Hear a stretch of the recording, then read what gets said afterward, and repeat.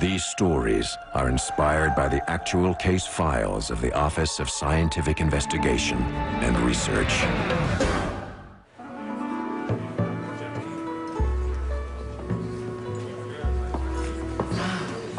How good of you to join us for this auspicious event. Truly momentous, wouldn't you agree? Momentous? I was just saying that. Or was it monotonous? I always get those two mixed up. You can dress him up, but you can't take him out. Hey, I appreciate high culture. Just not during the playoffs. Matthew. What a surprise. Lindsay, you look exquisite. Or my shop liver. Ladies and gentlemen, gather round. Please, gather round. I'm Dr. Jeffrey Tompkins, curator of the Abbott Museum of Art. And I'd like to introduce Mr. Victor Sang, Consul General, and thank him for assisting us in acquiring this extraordinary piece. I've heard it's exquisite. From the People's Republic of China. Just say so. Mr. Sang, would you please do the honors?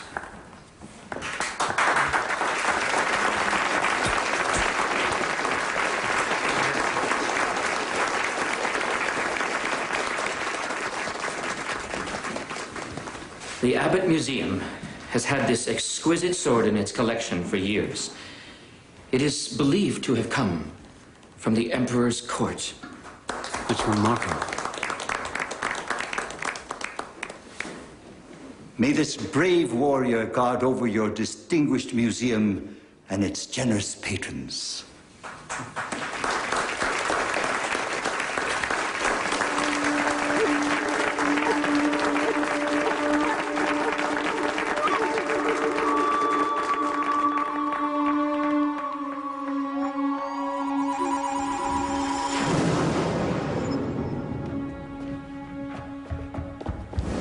Good night, Eddie. Night, sir.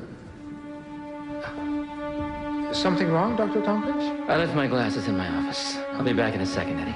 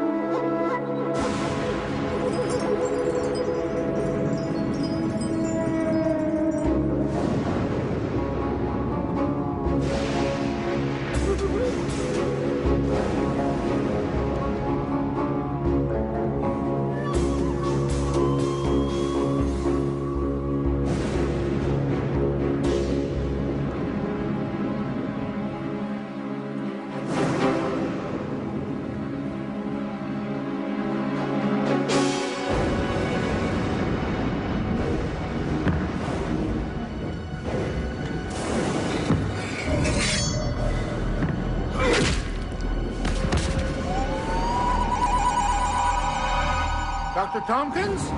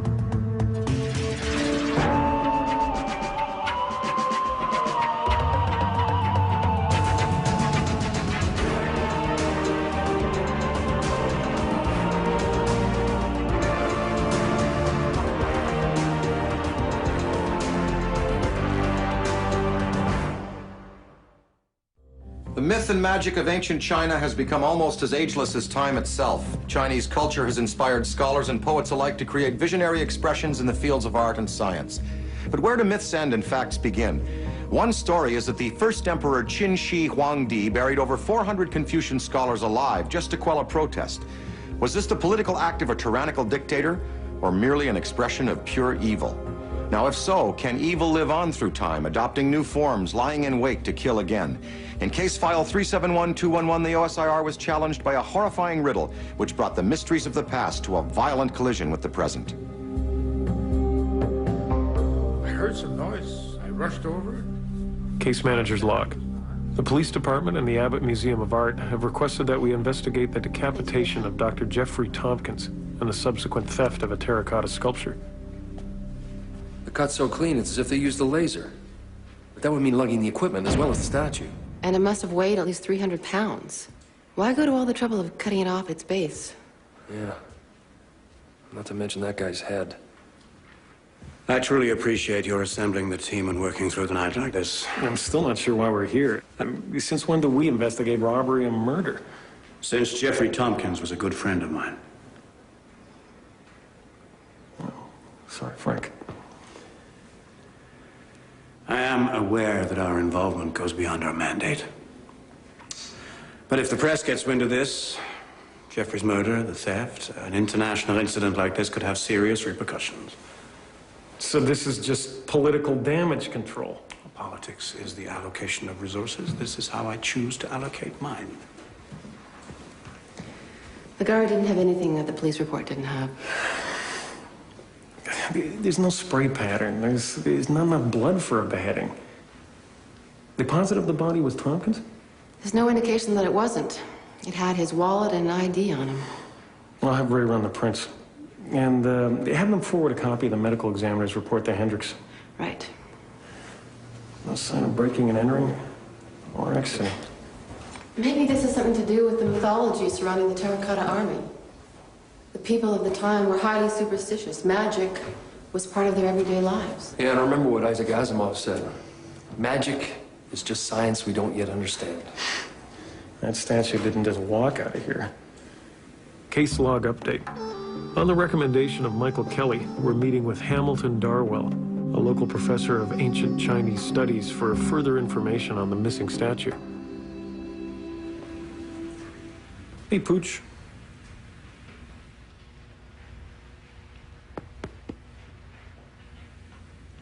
Stay. His name was Clifford. In life, he never obeyed a single command. You found he's not much more obedient now. Michael Kelly said I should be expecting you. This is a remarkable collection, Mr. Darwell. How kind. De Gemma, a delightful fragrance, Miss Donner. And you are Matt Prager. Sandalwood, strong, practical scent, much as I expected, given Kelly's account of you. I presume, from your awkward silence, that he neglected to tell you I'm stone blind. Yes, that's right. Macular degeneration, damned nuisance. Though it is remarkable how much the fingers can see. Hand me an object. Anything. Here you go. Too light to be gold, silver, hand-tooled, semi-precious stones. Egyptian would be my guess.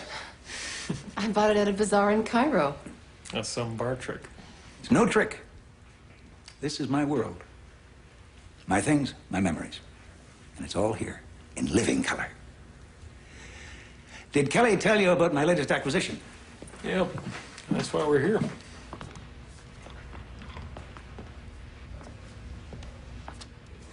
I'd like you to see that he gets this. Michael is the only one I trust to authenticate it. Han Dynasty? Well done. Over 2,000 years old. Typical TLV pattern. Well, shouldn't it be in a museum? That's my point exactly. Of course, Dr. Tompkins had a different perspective, or he wouldn't have sold it to me. Unfortunate. His ghastly demise. Did you know him well? I met him in Hong Kong, briefly, in the 80s. Boorish man, vile cologne. Mike says you suspect he was using the museum as a front to sell off antiquities. Undoubtedly. Only a fool or a thief would sell a priceless mirror like that. And Tompkins was no fool. If he was dealing in artifacts like this, he was not working alone. That could explain the missing statue. I've given that some thought since you called. Miss Donner, immediately behind you, the second shelf from the bottom, you'll find a large volume tied to a notebook. Yeah, I've got it. That, dearest, is a hand-lettered transcription of a Taoist manuscript dating back to 200 BC. I came upon the scrolls in a Tibetan monastery and had it transcribed. Unfortunately, I was unable to complete the translation before the lights went out. I think you'll find the passage on General Tzu and the Terracotta Army enlightening. The site was discovered in 1974 by farmers digging a well in the Xi'an province. 8,000 figures of horses, archers, generals, and cavalrymen, all carrying real swords and crossbows, and no two are alike. All that to protect the Emperor in the afterlife. Amazing. I've been to Xi'an myself. They didn't see death as the end of life, but the consummation of it. Spirit world was very real to them. A land of the immortals. According to Darwell's manuscript, General Tzu was one of the Emperor's most trusted officers, but that's where the translation ends. The stolen statue has the long coat and armor plating of a general. You think our statue could be the same guy? Why would the Emperor build an entire army and not take his commanding officer with him? I'll check with Darwell in the morning. He must know someone who can finish this translation. Well, the fact that both Tompkins and our statue are missing their heads seems like more than a wild coincidence, don't you think? Ray confirmed that the body is Tompkins. The prints match those of his PRC export license. But the body has maintained almost its entire volume of blood, despite the decapitation. It's as if the neck stump was cauterized somehow. Looking at those faces, the artists captured more than just their features. 22 centuries later, it's as if they're trying to tell us something. Do you really think we're dealing with something supernatural here? Every culture and religion has allusions to the afterlife, the great beyond. We can't prove it. We can't disprove it either. You guys aren't gonna believe this. Won't be the first time. I was surfing the net, trying to find some background information on the Terracotta Army. This showed up. The police department is investigating the decapitation of the curator of the Abbott... How'd they get this? I don't know. This quote's my initial log word for word. Let's get Ray on this. We get a security leak. Yep. Mr. Prager, comma. I believe I have found something that will be of use to you, period. I've made some calls to my associates in Hong Kong regarding the late Dr. Tompkins, period. Apparently, at the time I met him, comma, Tompkins was a buyer for a consortium of high-end dealers of antiquities in Europe. Let's amend that, Frida. Resuming. Tompkins was a buyer for a consortium of exclusive antique dealers in Europe. Period.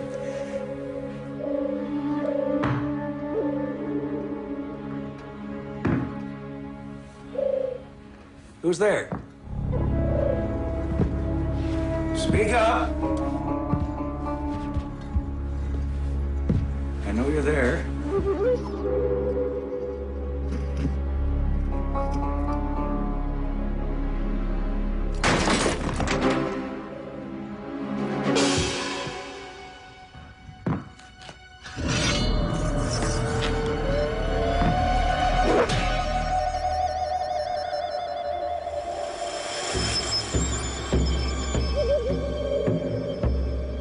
Mr. Darwell? Mr. Darwell, it's Lindsay Donner.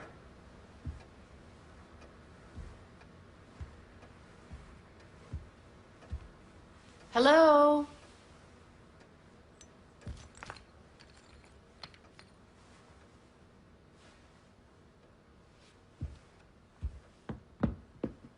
Hello, Mr. Darwell? Hi.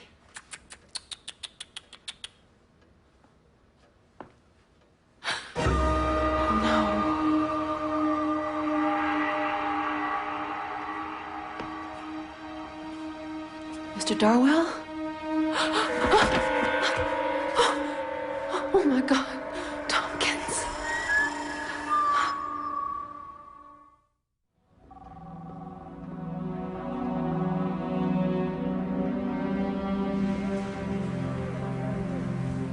Matt. It's for you. It's Kelly. Yeah, news travels fast.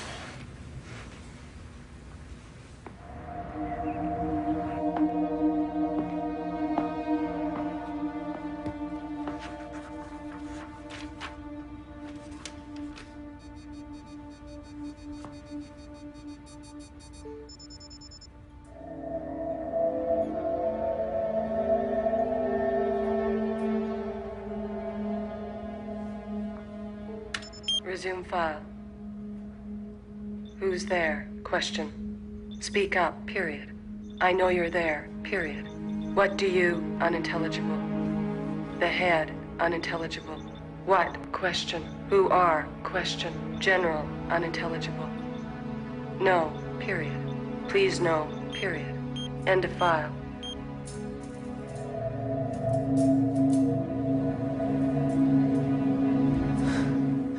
Oh, it's you. You must be hungry.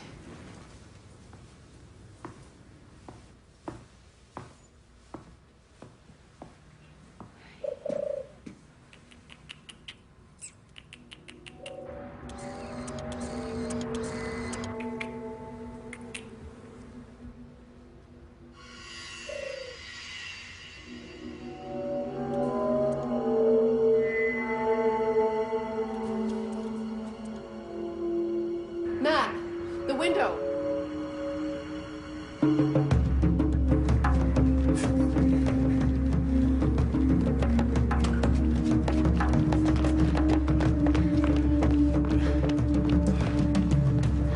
You go that way.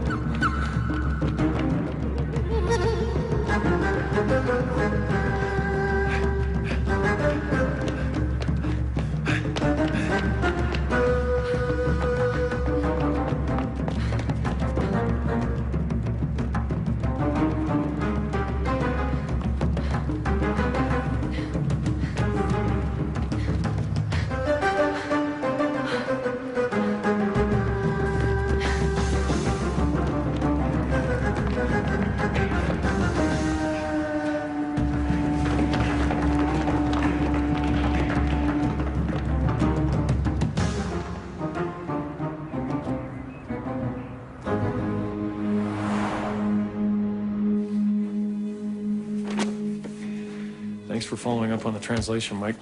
I can see why you liked them. Aside from you, I have few friends, and now I have one less. And I would consider a personal favor if you would find out who did this. You think this was worth killing him for? Oh, nothing was.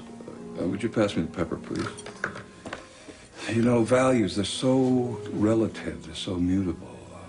This pepper, I run out of it. I can scurry down to the corner store. Centuries ago, this was as valuable as gold. Entire trade routes of the Far East were built around it. Speaking of international transactions, I checked out Tompkins' financial affairs. He recently purchased a villa in Tuscany. Woo! Not bad on a curator's salary. I assume that you met the gentleman at the Chinese consulate, Victor Sang? Yeah, at the opening. I'm still sifting through the details, but I suspect that Sang and Tompkins are in league on some extracurricular level. Then why this head-switching gag? And why kill Tompkins in the first place? The statue's so unique, you could never exhibit it.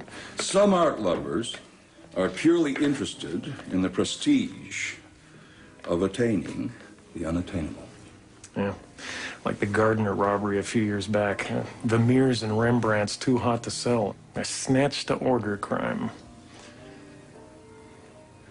Right. When enough money or power is involved, no life is of value.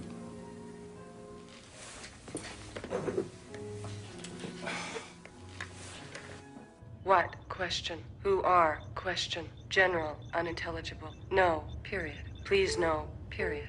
End of file. You think you can retrieve the text? Well, I'm working on it. It's not like this is a tape that we can enhance. I need to speak with Prager immediately. He's out. Yeah, he's chasing down some leads. And perhaps you can explain this. This just happened. At least this one doesn't quote our case log. He must have been there before I arrived. Who? I don't know. He was at the window with the camera. We almost had him, but he got away. That's most unfortunate. Tell you one thing, whoever it is, they try and intercept our communications again and we'll nail them. Come on, I'll show you. There are only two places he can intercept our case logs, from Central Lab Impossible. or at the point of transmission. I've installed a bug detector into the communications uplink. We send out a dummy signal. If it gets interrupted in any way, the scanner will track the interceptor. It's passive, but it's effective if it works. Now, what about the case in hand? Who's killing these men? Where's the statue? We're following up on a number of leads. It looks like the events at the museum are connected to Tompkins' dealings with the Chinese consul general. We think they've been dealing together. Well, you better have proof before you make an allegation like that. Well, we're about to get it.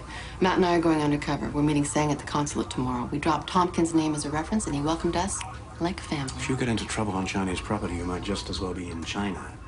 He's right. You'll be subject to Chinese laws. We won't be able to help you. We'll keep on our toes. Just be sure that you do. Oh, and have Matthew call me when he returns from visiting with Mr. Kelly.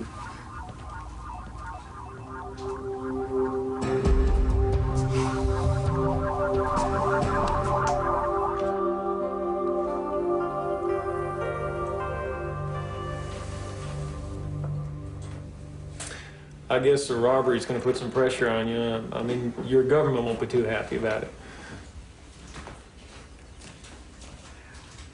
I have informed my superiors. Our hope is that the warrior will be recovered. How may I assist you?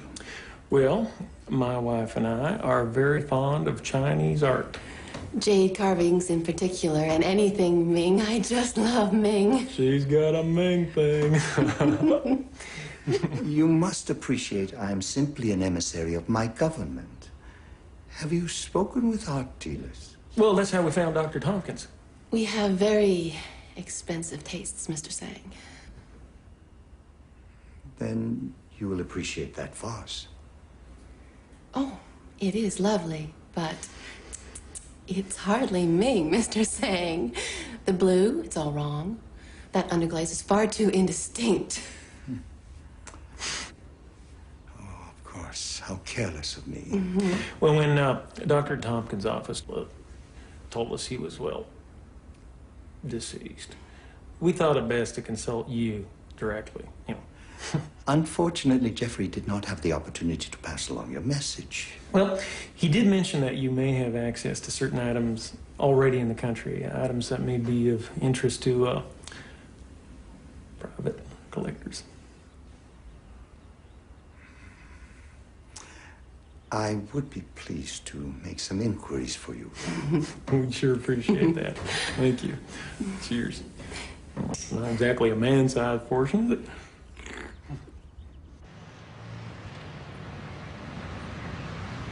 I trust your meeting with Mr. Sang was a success. He bought our cover story. All we can do now is wait for him to contact us.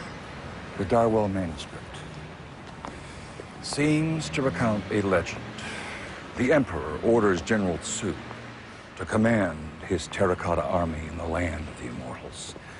To accomplish this, General Tsu hurls himself onto the flames that fired his own clay replica in order that his Po, his earthly soul, could be fused with his counterpart. So it is possible that the statue is missing is him. The manuscript indicates that his seal was on the base of the statue, the serpent and the tortoise battling to the death. The symbol of the Dark Warrior. You got it, baby. I missed it on the first victim. But when I found it on Darwell's remains, I went back and found it on Tompkins' wound as well.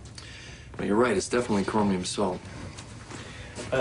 Translation for the science impaired. Well, about 2,000 years ago, the Chinese used to treat their weapons with chromium salt so that the bronze wouldn't corrode or rust. We didn't get around to discovering it until the 1930s. So these guys were beheaded with the missing sword? So it seems, but that still doesn't explain the cauterizing effect. Matt, we've got something.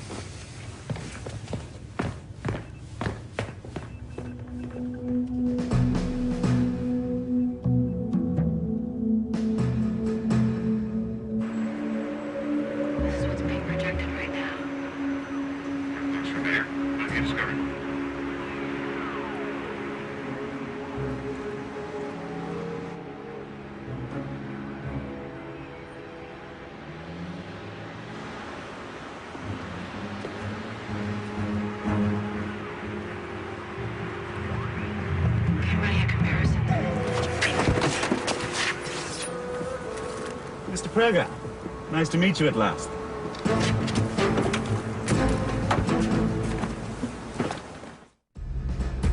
Didn't your mama teach you it's impolite to eavesdrop? Mom? No, she was a terrible gossip. Listen, if you're not calling the police, I really must be going. Are you ready to tell us what you were doing at Darwell's office? I picked up the call on my police scanner and I got there first. The old man was already chopped up, so I grabbed a few shots at the corpse while you were waiting outside. Sensitive, respectful. That's what I like about tabloid hacks. You didn't happen to redecorate while you were there, did you? Like put Tompkins' head on Darwell's body? Make a better picture for the paper, wouldn't it? No. I barely made it out of there before the police came in, along with you. Either that, or I'm a crazed, head-swapping serial killer, but that seems entirely unlikely, doesn't it? We haven't ruled that out. And you call yourself a journalist, Mr. Tucker. Jonathan Tucker. Look, the only difference between what I do and what you do is I document for public consumption what you bury in super top-secret OSIR archives. We're on the same team, guys. We should be working together. Oh, yeah. Definitely. Then tell us something we don't know. First morning after Tompkins was decapitated, a man answering to his description slashed a mugger with a sword not 6 blocks from the museum. No sale. We checked that lead already. See, the victim was a junkie. Little unreliable. What about yesterday afternoon? A vandal who looked a lot like Darwell was seen in a shop, messing with the heads in the hat department. And that proves he's got a thing for heads, right? Precisely. You didn't know that, did you? Darwell is dead, so's Tompkins. That's just your point, isn't it? I believe the statue is searching for his head. And he's stealing heads in order to find it. I know this sounds preposterous, but it's the only conclusion we can arrive at, logical or not. And it certainly fits with the legend in the manuscript. Time out, guys. Let's save this discussion for later, okay? Here's the deal. You ever use a single syllable from one of our case files again, your next paper will be published from cell block 5. Got it? Works for me. Take care of yourself. You believe that guy? I'm starting to.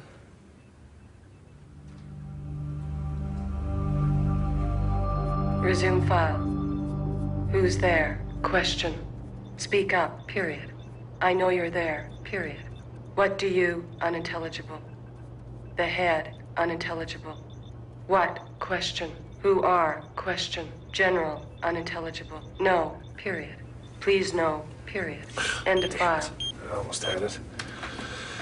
This software is designed to recognize the voice of the user, Darwell must have been too far away from the microphone. Why would Darwell be asking the killer about General Tsu? I don't know.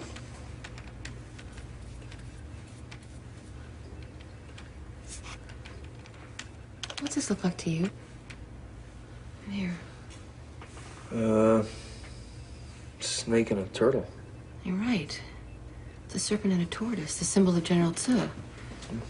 The missing statue is him. Better get ready. We don't want to keep Mr. Sang waiting. We still got a lot of loose ends to tie up before we settle on the Ichabod Crane theory. Wait a minute. That's it. The computer garbled the text because there was more than one voice. Hang on a second. Let's try this. Resume file. Who's there? Question. Speak up, period. I know you're there, period. What do you want? Question. The head of General Tsu, period. What do you want? Question. Who are you? Question. The head of General Tsu, period. No, period. Please no, period. End of file. The head of General Tsu. Someone was after it? That's why he was killed. It was an answer, not a question.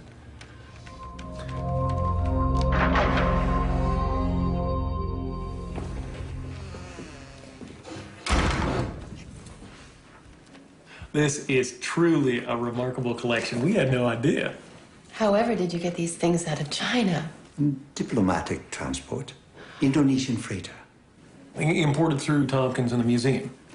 Unfortunately, both ends of that conduit are no longer available. Well, I guess you've seen a lot of changes over the years. From the Cultural Revolution to the reunification of Hong Kong. But it is still the same China. I still have my little red book. Mao gave it to my mother personally. She said he smelled of mothballs.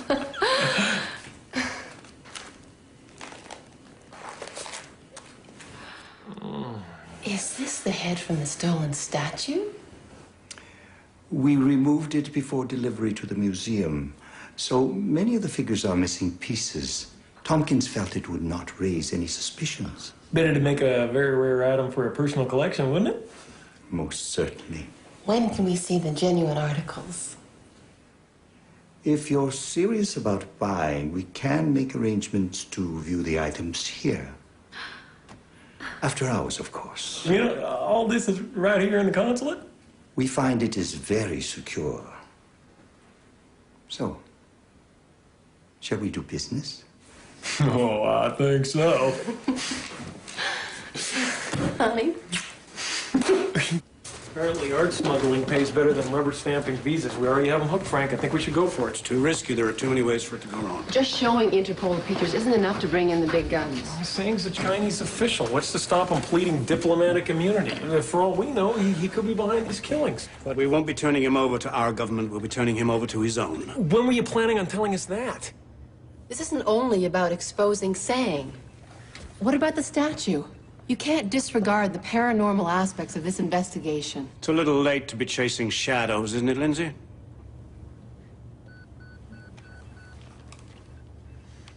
I think I need to get some air.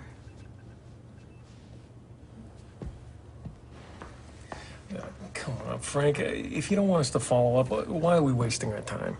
You may not like it, but your friend Tompkins was an art smuggler and a thief. Maybe we should let the facts decide that. Or would you like to check with Michael Kelly first?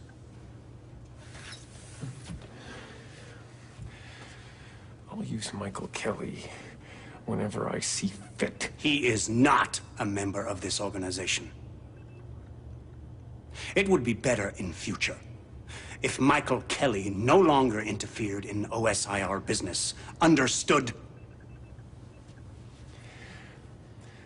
Look, Frank, from day one, I told you, I'll run my team my way. When Kelly does interfere, I'll be the first one to tell him to take a hike, but until then, I'd appreciate it if you just back off. Okay?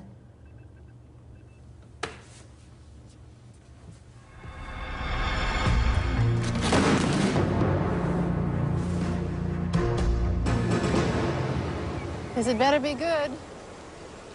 I've been doing some thinking about our killer statue, General Tsu.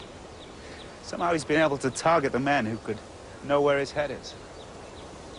Almost like he's been using the memories of the men he kills to track it down.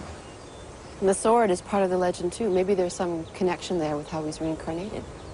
The entire terracotta army was outfitted with real weapons. But you already know that, I'm sure. Welcome to Tucker's Bagel-Rama. Ever had a Montreal bagel? Look, Mr. Tucker, I came for information, not lunch. Please, take a seat. Please. Okay. The trick is, they're blanched in honey water before they're baked in a wood-burning oven. Tell me, what does any of this have to do with the Chinese legend? Fat-free cream cheese. Guilt-free. Just like me. You know, as a journalist, you become numb to all the usual horrors of the world. You know, wars, natural disasters, death. Used to think I'd seen it all. Is that when you quit the Clarion? Yeah. I knew I'd heard your name before. I used to read your byline when I studied in London. You were good. Well, I still am. But now I call my own shots. The Paranormal beat. That picture of me you put in your paper. Why did you do that? No, it's the first rule of photojournalism. In case the headline doesn't sell a story, throw in a picture of a beautiful woman. You are good.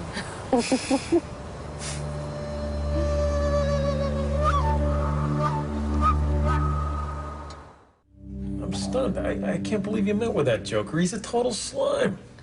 He's a source, Matt. It's no different than you and Kelly. Besides, he has some interesting theories. I'm sure he does. I mean about the missing sword, Anton. The sign of the Dark Warrior appears just below the hilt. Now, that confirms that it belonged to General Tsu. A legend claims that the general slew a dragon with it, and since that time, the blade was cured with the dragon's fire. Which ties in with the cauterization of his wounds. I thought dragons were supposed to be good luck to the Chinese. Exactly. So, to kill a dragon is an act of evil incarnate. Well, it's hard enough to accept a living statue could be responsible for all this, but you're still talking about a magic sword? Well, the natural law can't answer strange questions. There's nowhere left to turn but the supernatural. Yeah. I gotta get ready for Sang's surprise party.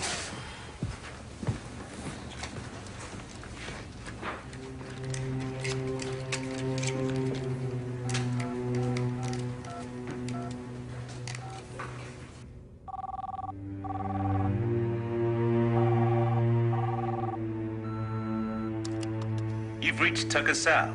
Leave your hot tip after the tone. Cheers. John, it's Lindsay. You were right about the connection between the sword and the general's power. Call me later. By then, I might have located what he's been missing.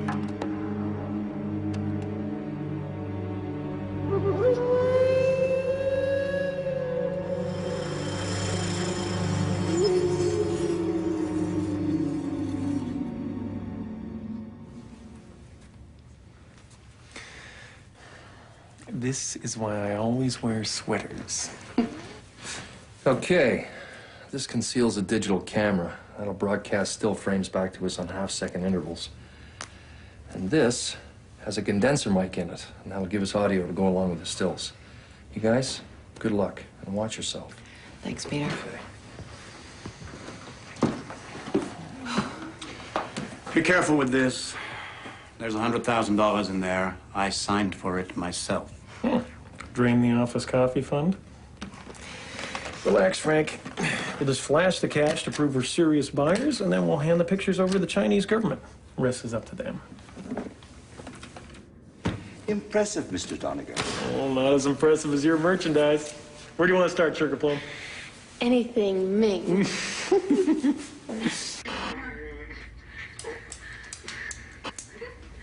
What about that? This is like watching an infomercial. Is that the best you could do? Any bigger camera and it might have been detected. See what else you've got. Ooh. That's all you get for $25,000 these days? This item is very rare. Its companion piece is on display in the People's Museum in Beijing. Very rare. Oh, we hate to break up the set. Oh, I don't know. It all looked so much more impressive in the photos, don't you think? What about that head from the statue? Of course.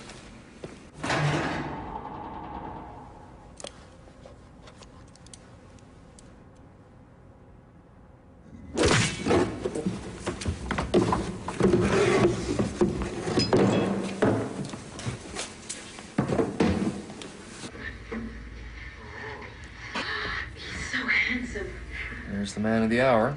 He's so much more handsome in person. Oh, how much do you want for him? 60,000.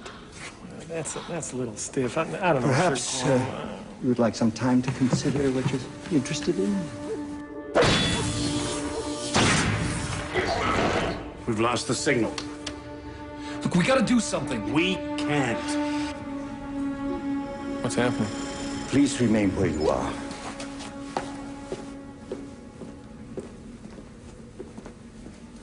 So, Sema.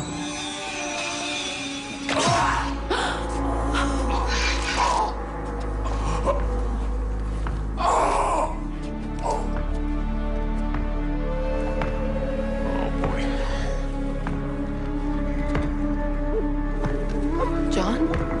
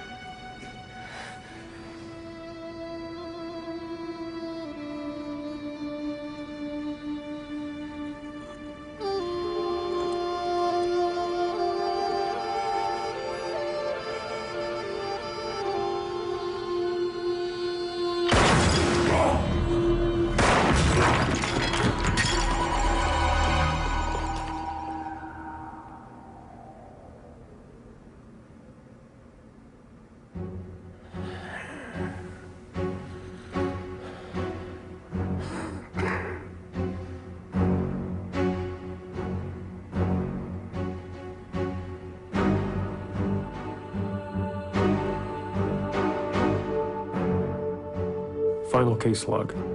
Consul General Victor Sang survived his wounds and was deported to China to face the justice of his government. Chinese officials sealed the consulate, denied access to local authorities, and rejected our efforts to recover any pertinent evidence.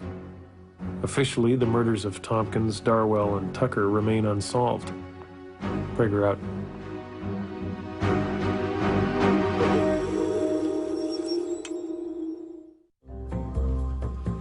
The actual tomb itself of the great Qin Shi Huangdi remains unopened to this day. According to ancient legend, his resting place beneath a man-made mountain contains untold riches and a topographical recreation of his kingdom, including rivers of pure mercury. Yet his tomb has remained untouched for over 2,000 years. Is it just a lattice of deadly snares and traps which still guard the emperor 22 centuries later? Or is it also the legion of clay soldiers who continue to protect him on the plains of Shen and beyond? For Psi Factor, I'm Dan Aykroyd.